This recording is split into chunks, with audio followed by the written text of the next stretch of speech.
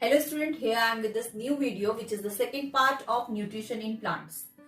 In the previous video we have done autotropism, photosynthesis, stomata. But in this video we will do heterotropic modes of nutrition. As you know that in autotropic, all the green color plants, those who can manufacture their food, they will come in this autotropic nutrition. And this is the second part, that is heterotropic modes of nutrition. In this non-green plant, achlorophyllous plant, or the organism, those who cannot prepare their own food themselves, they will come. Now heterotropic organisms can be categorized into three types. First is herbivores, second is carnivores, and third is omnivores. In this herbivores types of heterotropic nutrition, animals eat plants as a food. Fine. So we can say they are plant eating animals. So they are vegetarian. We can say they are vegetarian. So they will come in this herbivores. It means they will consume, they will get the nutrients from plants like cow, goat, etc. Now come to this carnivores. In this carnivores, all the animals which eat the meat of other animals, or we can say they are meat eaters animal. Fine. So they are non-vegetarian. They will come in this carnivores category like lion, tiger. And now the third category, that is omnivores. In this omnivores, all the animals, those who will eat plants as well as animals, they will come in this omnivores category. So in this omnivores, animals like crow, human, and cockroach will come. Fine. They will come in this category as they will eat both plants as well as animals also. As the name of the lesson is nutrition in plants. So here we will study heterotropic plants only. Fine. So heterotropic plants, as autotropic plants are the plants, those who can make their food with the help of this green color pigment, that is chlorophyll. Fine. So as the chlorophyll pigment is absent in this, it is absent. So they cannot prepare, they cannot manufacture the food. So these heterotropic plants can be categorized into four types.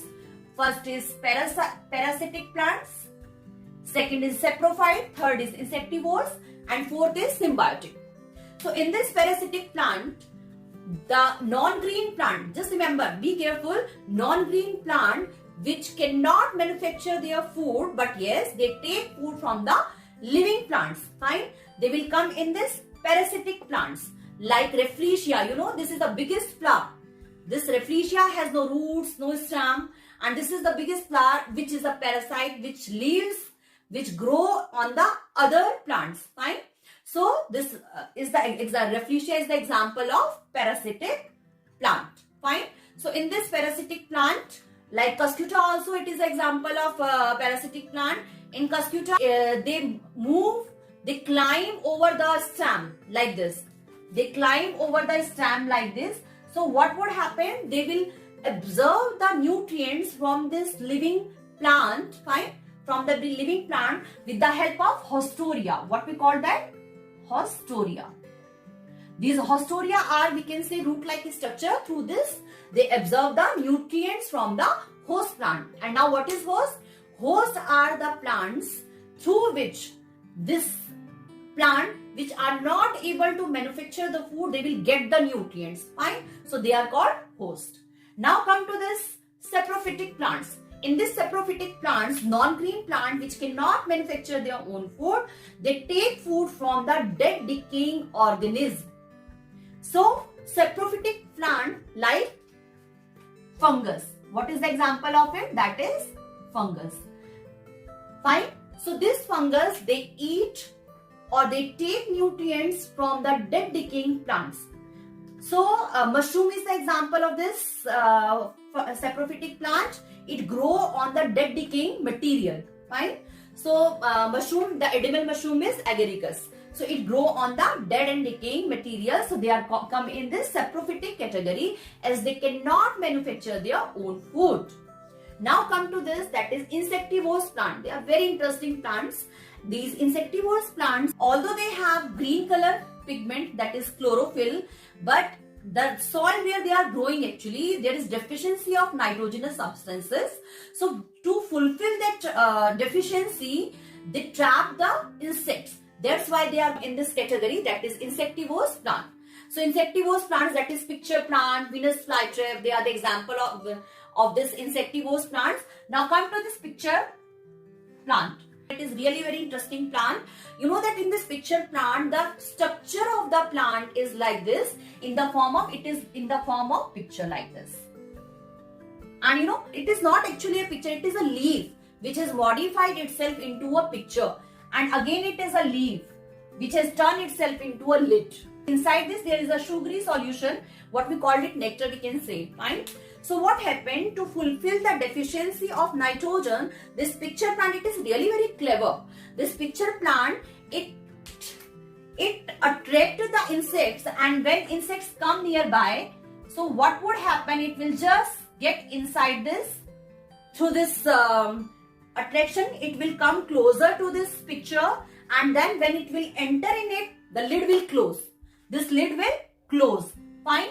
And when the lid will close, the insect will be digested by the enzymes which are present inside this picture. So by this, they get the nitrogen substances which were not present in the soil. Fine.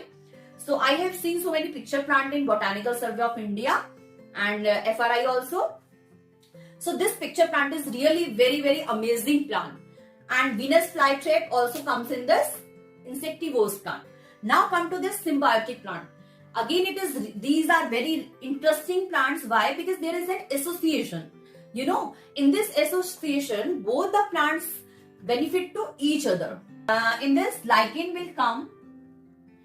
You know, these lichen, they grow over the bark of the tree.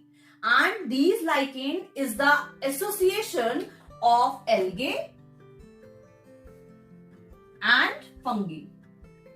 So basically, this is the association of algae and fungi. In this algae, as we know that algae has chlorophyll, fine. So as they have chlorophyll, they can manufacture food. But this fungi which has come in this is saprophytic plant, है ना? So this fungi, they cannot manufacture their food because chlorophyll is not present there. They cannot manufacture, but yes, they can give space to this algae to grow, fine. So what happened? Fungi is giving space to algae, and algae is giving nutrients to this fungi to grow, fine. So in this association, both are benefited. Both the plants are giving benefit to each other. So they will come in this symbiotic plants. So now students, you just note down everything.